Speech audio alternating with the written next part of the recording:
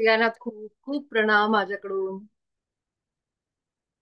माझ्या हृदयापासून तुमच्या हृदयापर्यंत सगळ्यांना खूप प्रणाम, आत्मवंदन सगळ्यांना.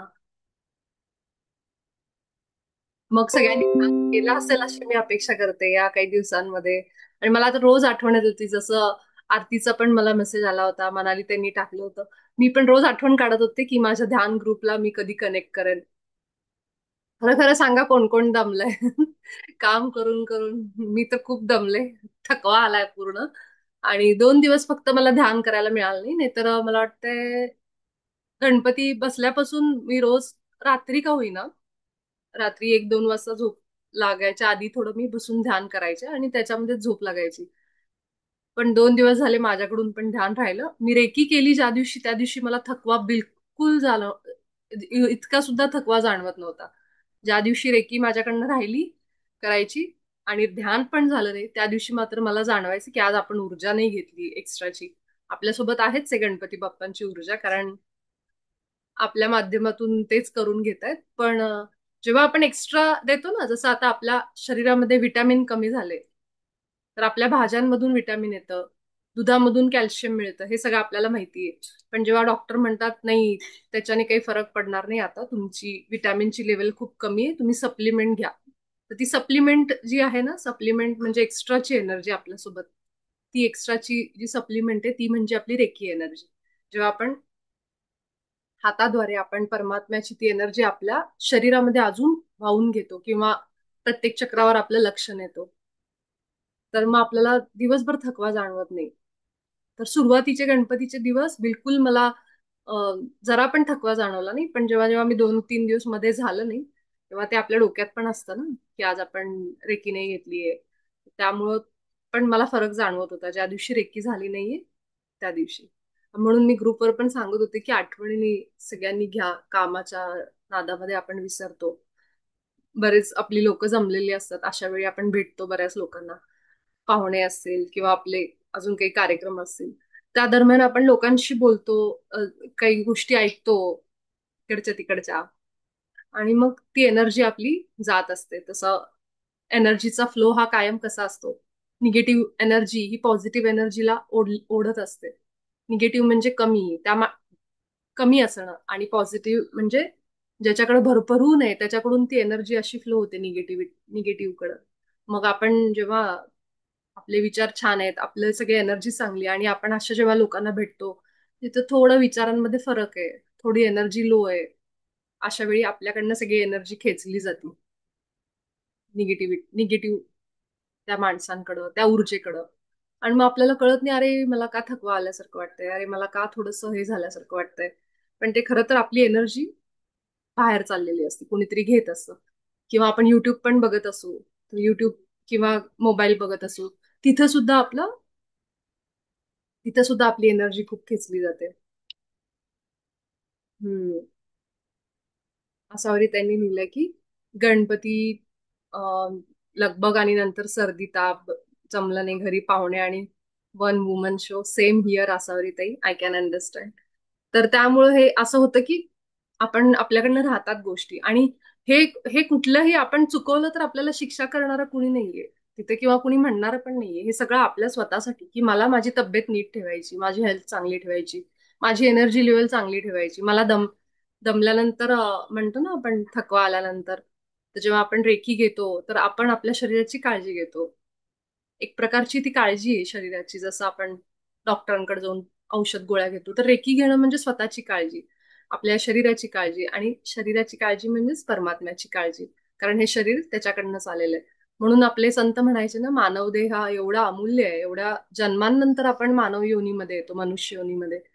म्हणून ह्याची काळजी घ्यायची आपण. आणि मलाही जमलं नाही 1-2 दिवस, ध्यान पण करायला वेळ मिळाला नाही, रात्री ध्यान करत कधी झोप लागली कळायची नाही. तर ते पण व्हायचं बऱ्याचदा. पण तरी सुद्धा हा प्रयत्न करणं हेही महत्वाचं आहे. आणि जसं मी 2 गोष्टी सांगितल्या ना, की जी आपण सजावट करतो त्या सजावटीतून, मी ज्या पद्धतीने सजावट केली आहे ना, समजा माझ्या डोक्यात जी आयडिया आली की ही या पद्धतीने सजावट करायची, मी जी सजावट करते गणपतीच्या दौरान वेळेस, तर ती माझं विशुद्धी चक्र म्हणा, किंवा माझं स्वादिष्ठान चक्र, जिथं क्रिएटिव्हिटी, कल्पनाशक्ती ह्याचा उगम होतो. उगम आहे ना, उगम स्थान आहे, ब्रह्माचं स्थान आहे, स्वादिष्ठान ओटीपोट. आणि ते ब्रह्माचं स्थान आहे. ब्रह्मदेवांचं काम काय आहे? जन्माला घालणं. जन्माला घालणं म्हणजे आयडियाज नवनवीन येणं. तर ज्यांना ज्यांना असं स्वयंपाक करताना सुद्धा त्या रेसिपीमध्ये आपण समजा काही थोडस वेगळा प्रकार केला, समजा काही घातलं, तर ती सुद्धा उगम आहे एक प्रकारचं. माझ्या डोक्यात आलं, अरे अच्छा मी असं करून बघते. त्या पद्धतीने जे सजावट करतो ते आपलं स्वादिष्ठान आणि आपलं विशुद्धी या दोन्हीवर काम करतं.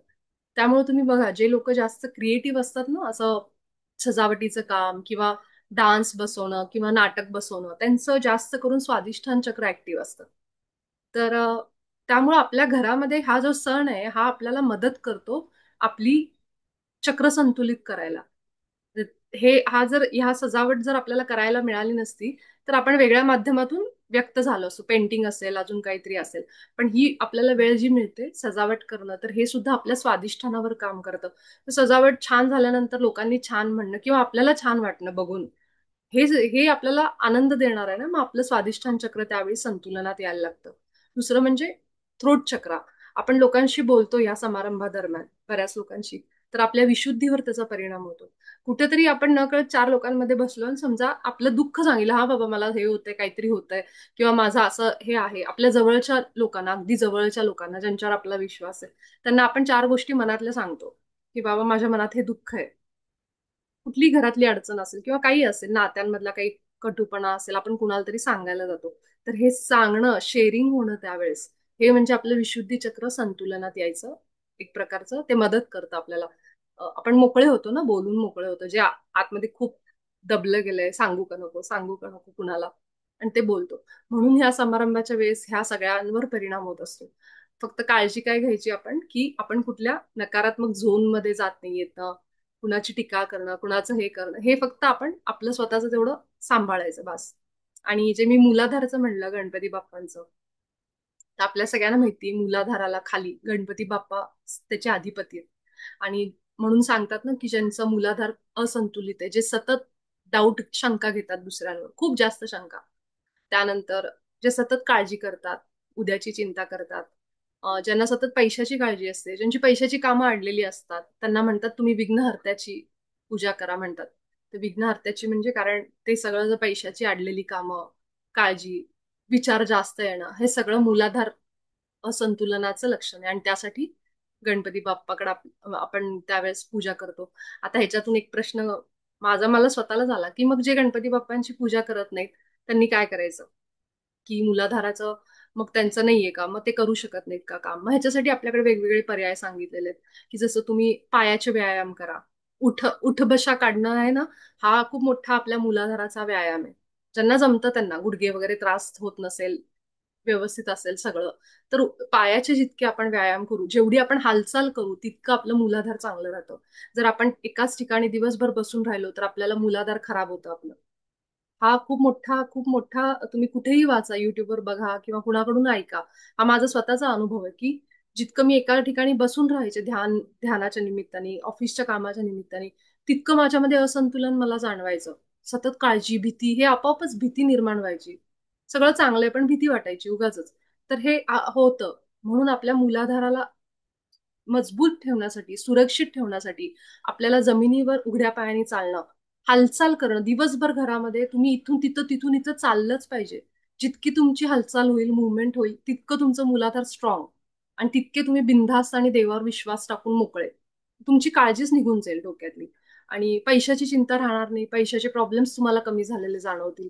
तर अ, हे सगळे उपाय आपण करू शकतो जर आपण जे पूजा करत नाहीत गणपतीची, किंवा ज्यांना जमत नाही हाताने अशी कुठली पूजा करणं, मग त्यांनी मनाने मानस पूजा करायची. गणपती बाप्पाची मूर्ती समोर आणा, त्यांना तुम्ही फुल वाहताय, हे वाहताय, अशी लाल रंगाची मूर्ती आणली डोळ्यापुढे, जसं आज आपण ग्रुपवर एकांचं बघितलं, तर तशी मूर्ती आणली तर अजूनच चांगलं. कारण लाल रंगाचंच आपलं तत्व आहे, हे चक्र आहे. त्यामुळं असं आणून तुम्ही फुल वाहताय लाल रंगाचं, उदबत्ती ओवाळताय, ही मानस पूजा. जर आपल्याला बायकांना असं होतं की घरातल्या कामांमुळे कधी कधी पूजा करायला पण वेळ मिळत नाही, मग अशा वेळी आपण जिथं असू तिथे डोळे बंद करून, जी कुठल्या सिद्धिविनायक असतील मुंबईचे समजा, लालबागचा राजा ज्यांना जाणं होत नाही, त्यांनी बघायचं लालबागच्या राजाची मूर्ती माझ्या डोळ्यासमोर आहे. आणि मी त्याला फुल वाहतीये, त्याचे पाय, त्याची एक साधारण एक फोटो बघितला साधारण तुम्ही समजा, तो फोटो लक्षात ठेवायचा. आणि मी आता त्या पायावर डोकं टेकतीये. आणि हे सगळं आपण इमॅजिन करायचं, आणि जेवढं आपण ते करू ना, तर आपला आत्मा खरोखर आपण त्या ठिकाणी पोहोचलेलो असतो बाप्पाच्या जवळ, आणि त्याच्याशी जोडले जातो आपण. तर हे आपले सगळे करायचे पूर्वी, ऋषीमुनी करायचे. आणि ते तसेच त्या पद्धतीनेच ते ट्रॅव्हल करायचे, प्रवास करायचे. नाहीतर मग एवढं हिमालय चढून जाणं, किंवा आपले जे गुरु आहेत तेवढे मोठे मोठे हिमालयात जाणं, अजून गिरनार पर्वतावर प्रवास करणं, जे ते किती अवघड असायचं. पण ते काय करायचे की ऍस्ट्रली ट्रॅव्हल करायचे, म्हणजेच काय, सूक्ष्म शरीराने तिथपर्यंत जायचे. आणि त्यातून ते त्या स्थानाचा स्थान बघायचे, त्या सगळीकडे फिरायचे, ते त्याच ह्याच्याने. तुम्हाला माहित पण असेल, आपल्या गुरूंच्या कितीतरी गुरुचरित्रामध्ये वगैरे पोथीमध्ये दिलेले, की ते एका क्षणामध्ये ह्या ठिकाणाहून त्या ठिकाणावर जायचे, कुणाला तरी घेऊन जायचे सोबत, असं असं असं वर्णन केलेलं आहे बघा. शंकरबाबांच्या पोथीत पण आहे. तर हे सगळं कसं मला वाटायचं तेव्हा, हे कसं शक्य आहे ना, की असं कुणाला तरी धरलंय आणि तो तो भक्त त्यांच्या सोबत डायरेक्ट त्या स्थानी गेलाय, डोळे बंद केल्या केल्या. तर ते असं असायचं की त्यांची ऊर्जा, आणि त्या ऊर्जेने ते सूक्ष्म शरीराने त्यांना पण घेऊन जायचे, त्यांच्या भक्ताला सुद्धा. आणि हे आपण करू शकतो, फक्त ह्याला मानसपूजा आपण म्हणतो, की डोळे बंद करून आपण आपलं मन तिथं घेऊन गेलंय. आणि तेच पाहिजे ना, की तुम्ही जेव्हा पोथी वाचता, जप करता, तुमचं लक्ष, तुमचं मन पण तिथं पाहिजे. जे नसतं, आपल्या मनामध्ये वेगळेच विचार असतात. पण जर आपल्या मनानेच आपण पूजा करायला लागलो, मनातूनच आपण आठवलं आता की कसं आहे, अं, अष्टविनायकांपैकी कुठला गणपती तुमचा प्रिय असेल, तर तुम्ही तिथं डोळे झाकून बसल्या बसल्या जाऊ शकता, ज्यांना शरीराने जाणं शक्य नाही. तर ते जरी केलं तरी सुद्धा तुम्हाला तितकंच पुण्य मिळतं, की जितकं तुम्ही शरीराने त्या ठिकाणी पोहोचता. तर हे आपले सगळे, हे मी सांगत नाहीये किंवा दुसरं कोणी सांगत नाहीये, हे आपले सगळे ऋषीमुनी ह्या पद्धतीनेच करायचे सगळेजण. कारण तितका प्रवास करणं तर शक्य नव्हतं त्या काळी.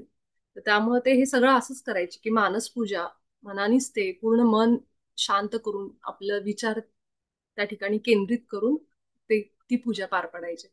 तर ज्यांना असं वाटतं त्यांनी बाकीचे उपाय करा, पण मूलाधार नेहमी स्ट्रॉंग ठेवा.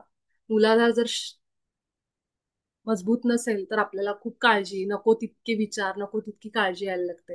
दिवसभरामध्ये पाणी हातात घेतलं की पाण्याला आपण थँक्यू म्हणायलाच पाहिजे, किंवा कुठलाही मंत्र किंवा कुठल्याही देवाचं नाव जे आपल्याला प्रिय आहे, हा एक नियम पाळा. कारण पाणी ही अतिशय मोठी ऊर्जा आहे. आपल्या शरीरात पाणी, आपल्या सगळीकडं, म्हणजे म्हणजे म्हणतो ना, पाण्याशिवाय आपलं आयुष्यच नाहीये, असं आहे. जसं हवेशिवाय तसंच पाण्याचं पण नाही. त्यामुळे जेव्हा जेव्हा पाणी हातात येतं तेव्हा तेव्हा थँक्यू म्हणा, त्याचे आभार माना. जर आपल्याला ध्यान करायला जमलं नाही दिवसभरामध्ये, तर आपण ह्यावेळी ह्या गोष्टी करू शकतो. पाण्याला मंत्र देऊन, थँक्यू म्हणून, त्याच्याकडे बघून थोडस, आपण कसं बोलताना डोळ्यात डोळे घालून बोलतो, मग ती जी डोळ्यांनी, आपल्या डोळ्यांनी आपली एनर्जी बाहेर पडत असते. तुम्ही आता हे बघताय ना समोर, त्यातून पण तुमच्या डोळ्यातून एनर्जी चालली बाहेर. कारण प्रत्येक गोष्ट ही ऊर्जा आहे. ते लागतेच ऊर्जा तुम्हाला बघायला. तो प्रकाश जो समोरून येतोय डोळ्यावर, त्याप्रमाणे पाणी सुद्धा हातात घेतल्यानंतर त्याला तुम्ही थँक्यू म्हणलंच पाहिजे. तुमची एनर्जी पाण्यात दिलीच पाहिजे, आणि मग ते तुम्ही पाणी प्यायचं. त्याच्यामुळे तुमचं शरीर उत्साही राहतं, एनर्जेटिक राहतं दिवसभर. आणि जिथे जिथं आपण असतो, स्वयंपाकघरात असू, बाहेर बसलेले असू, मोठे श्वास घ्यायचे, 3-4 3-4 दिवसभरातनं हे सारखं करायचं. हा उपाय मी ज्या दिवशी ध्यान नाही करू शकत, त्या दिवशी मी स्वयंपाकघरात उभी असेल, तर मी दिवसभर मग ते करत बसते, की जितके मोठे श्वास घेतायत, पोटामध्ये हवा भरून घेता येते आणि नाकाने बाहेर सोडतो. आणि जितकं वर्तमानात राहू आपण, माझ्या हातात जे काम सुरू आहे ते जरी केलं तरी आपण ध्यान करतोय. त्यामुळे दिवसभरामध्ये आपल्याला ध्यान नाही जमलं ज्या दिवशी, त्या दिवशी आपण हे आवर्जून करायचंय. पाणी हातात घेतल्यावर त्याला आभार मानायचे, मोठे मोठे श्वास घ्यायचे, दीर्घ श्वास. आणि तिसरी गोष्ट म्हणजे माझ्या हातात जी गोष्ट सुरू आहे त्याच्याकडं पूर्ण लक्ष द्यायचं. तर ह्या 3 गोष्टी आपण करू शकतो वारंवार, आणि मग ते पण आपलं ध्यान झाल्यासारखंच आहे. मग तुम्हाला फरक जाणवेल, की खरंच माझी ऊर्जा वाढलीये, मला चांगलं वाटतंय, हे हे जाणवायला लागेल. ह्या गणपतीच्या दरम्यान अं, मी माझ्या सोसायटीमध्ये लहान मुलांचं एक नाटक, आमच्या लेडीजचं एक म्युझिकल ड्रामा असा बसवला होता. आणि मी बसवणार नव्हते, पण दरवर्षी बसवते म्हणून मुलं ह्यावेळेस पण मागे लागली की आंटी तुम्ही बसवायचं वगैरे म्हणून. मग मी म्हणलं ठीक आहे. तर त्यामुळे मला ध्यान पण नाही घेता आलं. 5 दिवस आमच्याकडे खूप कार्यक्रम जोरदार असतात एकदम. मंगळागौरीचा पण एक कार्यक्रम होता. तर मी क्लिप्स पाठवेन ग्रुपवर. तर हे जेव्हा आपण करतो ना, हे सगळं, तर हे आपल्याला जे आपल्या सोसायटीतलं मंडळ असेल ते आपल्याला उपलब्ध करून देतात, म्हणून आपण हे करू शकतो. तर त्यांचे आभार मानायचे. आणि मी तुम्हाला सांगते, आपलं 1 तारखेपासून, 1 ऑगस्ट पासून, त्या दिवशी मी असंच रेकी घ्यायला बसले होते. सकाळची वेळ होती आणि मला ह्यावेळेस लहान मुलांचं नाटक बसवायचं नव्हतं, कारण माझा तो दाढेचा खूप त्रास झाला म्हणून. बोलता पण येत नव्हतं मला तेव्हा, म्हणून मी त्यांना नको म्हणत होते. मी रेकी घ्यायला बसले आणि मी फक्त रेकी घ्यायच्या आधी विषय टाकला की मला नाटक बसवायचंय लहान मुलांचं, काय विषय घेऊ यावेळेस. आणि रेकी पूर्ण होईपर्यंत माझी रेकीच नीट होईना, कारण माझ्या डोक्यात सगळे विचार आणि पूर्ण ड्रामा तयार झाला माझ्या डोक्यात. त्यामुळे रेकी माझी पूर्ण होईच ना, कारण मी त्या विषयामध्ये गुंतून बसायला लागले. मला इतकं ते इतके मेसेजेस यायला लागले त्या दिवशी की रेकी झाल्या झाल्या मी कागद पेन घेतला आणि सगळं उतरून काढलं, मला काय काय रेकीमध्ये आलं ते. त्यानंतर मी ते लहान मुलांचं झालं. त्यानंतर मी ध्यानाला बसले 2-3 दिवसांनी आणि विचार केले की यावेळेस बायकांचं पण आपलं काहीतरी करावं. आणि अतिशय सुंदर विषय आहेत. तुम्ही जेव्हा ते बघाल व्हिडिओ तेव्हा तुम्हाला समजेल की आपण जे ध्यानात बोलतो रोज, तेच सगळं तुम्हाला त्याच्यामध्ये दिसेल. म्हणून मी तुम्हाला हे सांगते की का सांगते, कारण माझ्या ध्यानातल्या कुटुंबालाच माहितीये की आपण सगळे काय शिकतो इथं, आणि ते तुम्ही जास्त समजून घेऊ शकता जे मी व्हिडिओ तुम्हाला टाकेन. ते जे नाटक मुलांचं मी बसवलंय ते ह्याच विषयावर आहे की स्वतःला शाबासकी देणं किती गरजेचं आहे. आणि ते नाटक दरवर्षी मी बसवते, पण ह्या वेळेस जेव्हा ते झालं तेव्हा मंडळाने माझा सत्कार वगैरे केला आणि मला आवर्जून सांगितलं, सगळ्या आई त्यांच्या मुलांच्या आईंनी येऊन सांगितलं की हे सगळ्यात सुंदर नाटक झालं आणि हे इतकं म्हणजे की आमच्यासाठी पण डोळे उघडणारं नाटक झालं, असं मला सगळ्यांकडून अभिप्राय मिळाला. त्याचं पूर्ण श्रेय मी परमात्म्यालाच देते, कारण मला ती सगळी आयडिया, ते सगळं मला ध्यानात आणि रेकीमध्ये मिळालंय.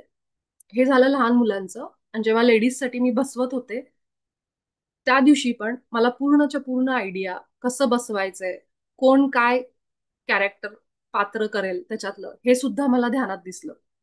आमच्या सोसायटीतल्या ज्या बायका मी डोक्यात घेतल्या होत्या की ह्यांना ह्यांना विचारायचं आपण की तुम्ही करणार का, करणार का. कारण मला हौस आहे, पण प्रत्येकाला पण पाहिजे ना तसं त्याप्रमाणे. म्हणून मी त्यांना विचारायचं होतं. तर मला अक्षरशः ध्यानामध्ये कोण काय रोल प्ले करणार हे सुद्धा मला पूर्ण ध्यानात आलंय. मग मी त्या भाभींना विचारलं की असं असं मला करायचं आहे, माझ्या डोक्यात ही आयडिया आहे, तुम्ही हे कराल का. सुरुवातीला त्या नाही म्हणल्या, घरात काही प्रॉब्लेम असल्यामुळं. पण मी त्यांना म्हणलं, "हे बघा, डान्स नाहीये बिलकुल, पण तुम्हाला फक्त ते पात्र आहे ते करायचंय आणि मी तुम्हाला सांगेन कुठलं पात्र ते."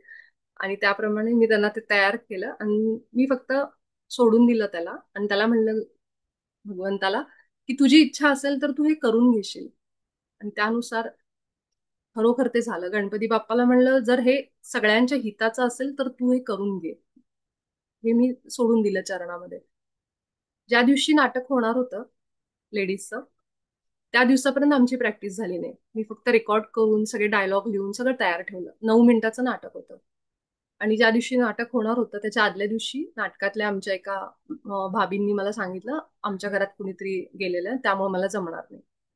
त्यामुळं दुसऱ्या ज्या भाभी आहेत त्या म्हणल्या, आता काय करायचं विपूला, हे असं असं झालेलं आहे. मी म्हणलं उद्यापर्यंत वाट बघू काय होतंय ते. नसेल तर ठीक आहे, त्याची इच्छा नाही तर नाही करायचं ना मग, असं आम्ही ठरवलं.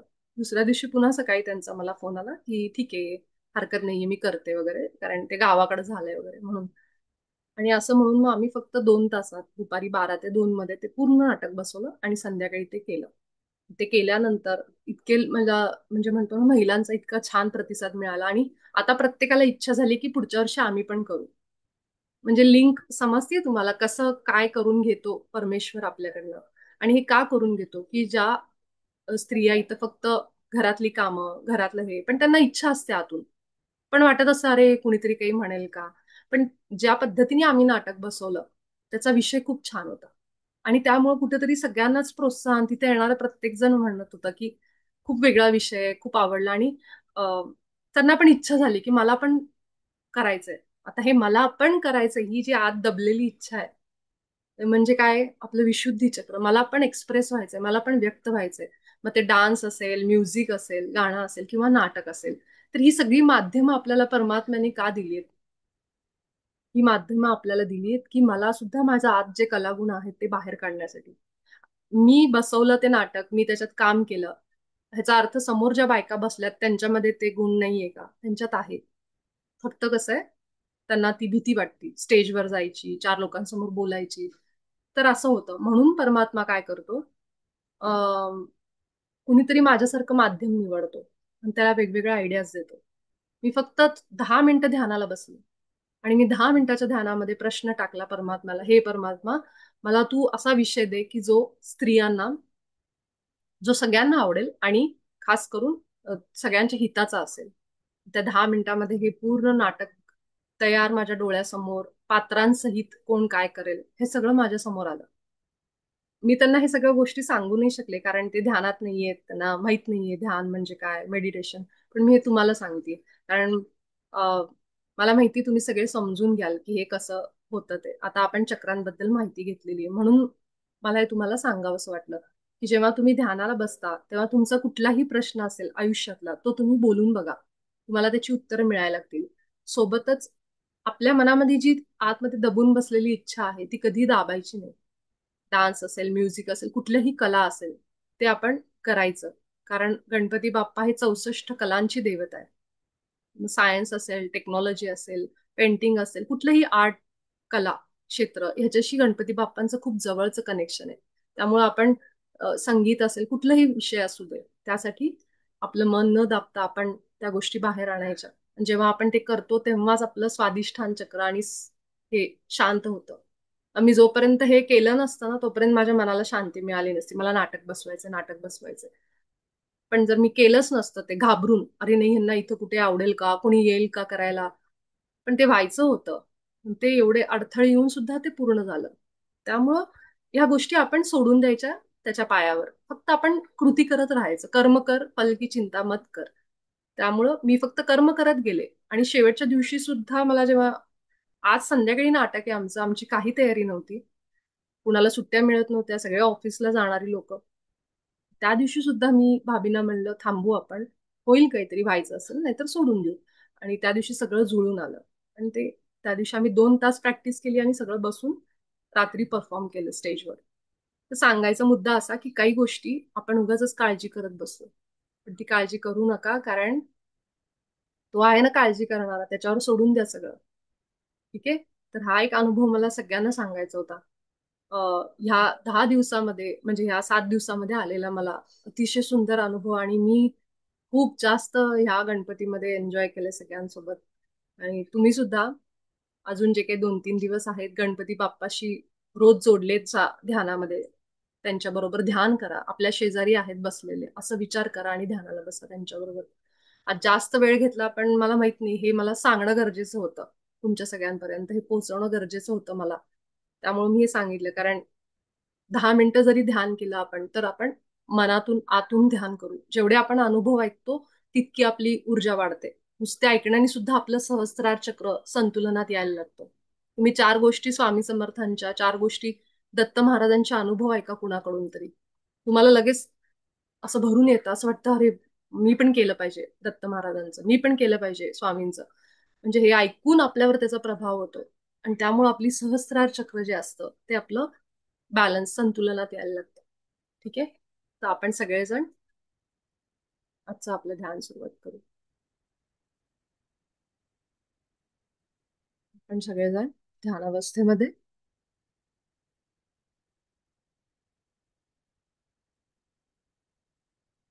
मोठा श्वास आपल्या नाकातून घेऊन तोंडावाटे पूर्ण हवा बाहेर काढून टाकू. सगळ्यात आधी आपण दीर्घ श्वास घेऊ. 4 ते 5 मोठे मोठे श्वास घेऊ आपण.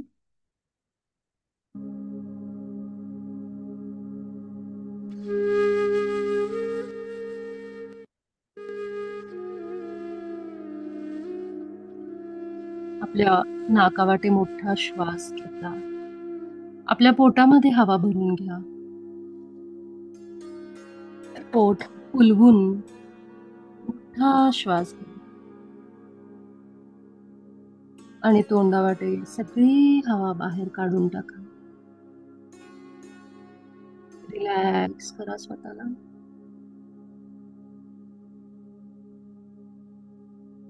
आपल्या मनामध्ये जी काही काळजी आहे, कुठल्या गोष्टीचे विचार आहे,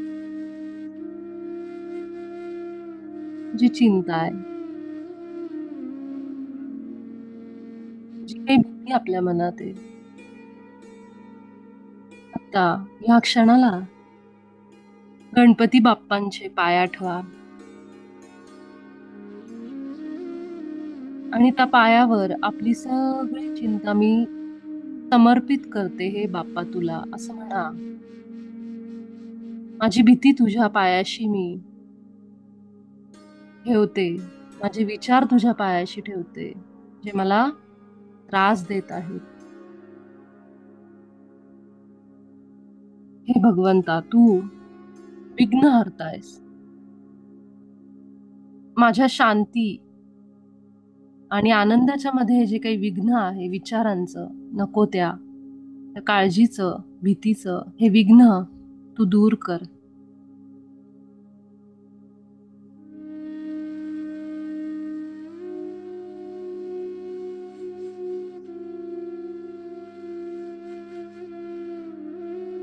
आणि आता आपला उजवा हात आपल्या सहस्रारावर जाऊ दे, आपल्या टाळू भागावर. 6 वेळा आपण आपला टाळू भागाचा आपल्या हाताने 6 वेळा दाबणार. आपल्या तळ हाताने हळूहळू टाळू भाग दाबा.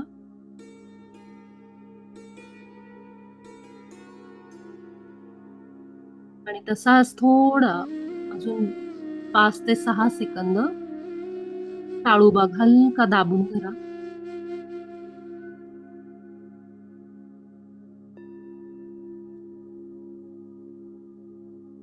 आता आपला हात उचला.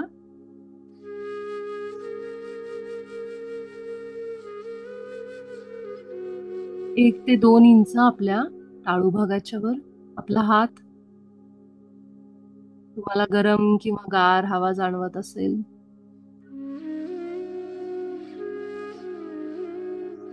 हात खाली आणि पूर्ण लक्ष आपलं आपल्या टाळू भागावर.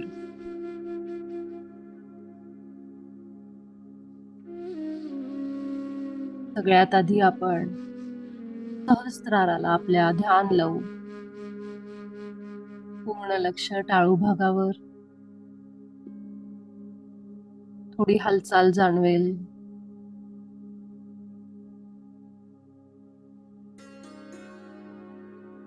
आपले डोळे सुद्धा वरच्या दिशेने गेले असतील.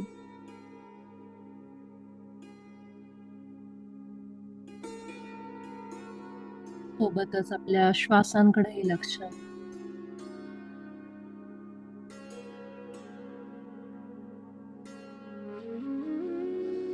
जे काही इतक्या दिवसांमध्ये काही गोष्टी आपण ऐकून त्या प्रभावामध्ये आले असू, कुठल्या तरी व्यक्तींच्या ऊर्जेच्या प्रभावामध्ये आले असू,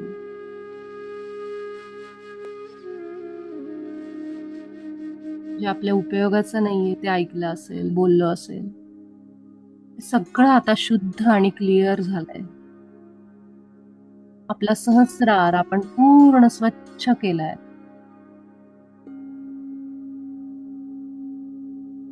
ब्रह्मांडाशी जोडलं जाणारं जे दार आहे ते आपलं सहस्रार, आपला टाळू भाग आहे, आपण स्वच्छ केलाय आता.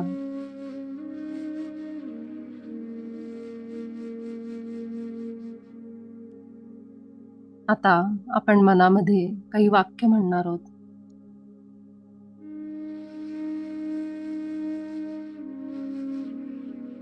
माझ्या आभा मंडळामध्ये जे काही न बोलावलेले प्रभाव आले आहेत, त्या सगळ्यांना मी आग्रह करते की तुम्ही तुमच्या आदर्श स्थानी जा. तुम्ही सगळे प्रेम आणि प्रकाश आहात. माझ्या उच्च आत्म्याला सोडून बाकी सगळ्यांसाठी मी माझा आभा मंडळ म्हणजेच माझा ऑरा पूर्णपणे बंद करते.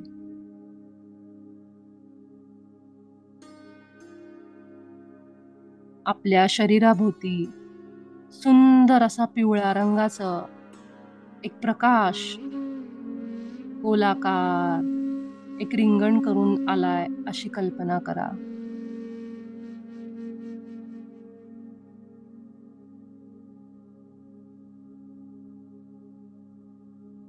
आता आपलं घर, आपली वास्तू आपण शुद्ध करू.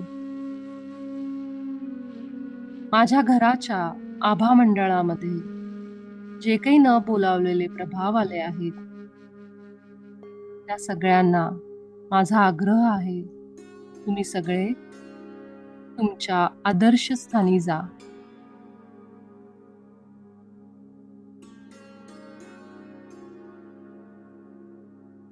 माझ्या घराचं आभा मंडळ मी घराच्या उच्च आत्म्याला सोडून बाकी सगळ्यांसाठी पूर्ण बंद करते. महाअवतार बाबाजींनी आपल्याला ह्या आभा मंडळाबद्दल हे सुंदर असे उपाय दिलेत,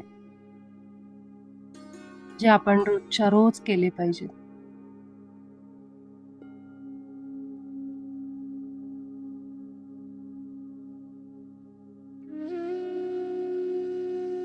आता आपलं लक्ष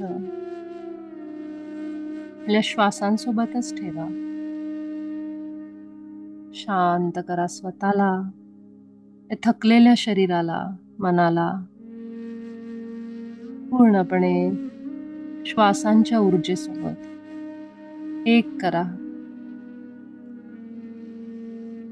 कुठलाही विचार नको, चिंता नको, काळजी नको. फक्त आणि फक्त वर्तमानात सुरू असलेल्या श्वासांसोबत राहा. बाकी सगळं सोडून द्या. ब्रह्मांडामध्ये आपलं सगळं शरीर सैल सोडून पाठीचा कणा मात्र ताठ आणि लक्ष केंद्रित आपल्या श्वासांवर.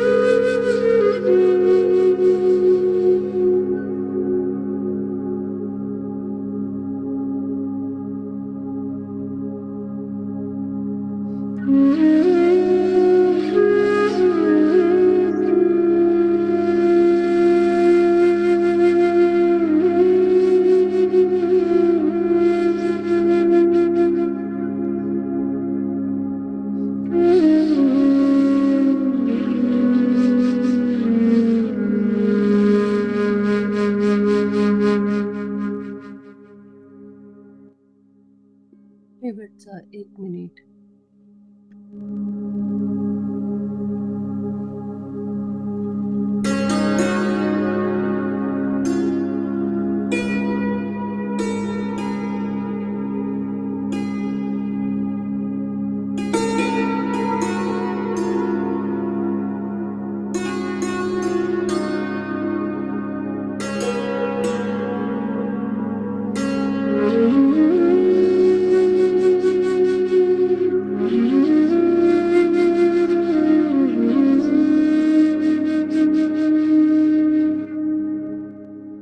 आपण सगळेजण या सत्रातून बाहेर येण्यासाठी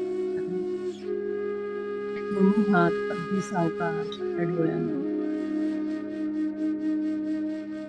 5, 4, 3, 2, 1, 0. अगदी सावकाश डोळे उघडून आणि आभार मानून आजच्या दिवसासाठी परमात्म्याचे आपल्या सगळ्यांचे आभार.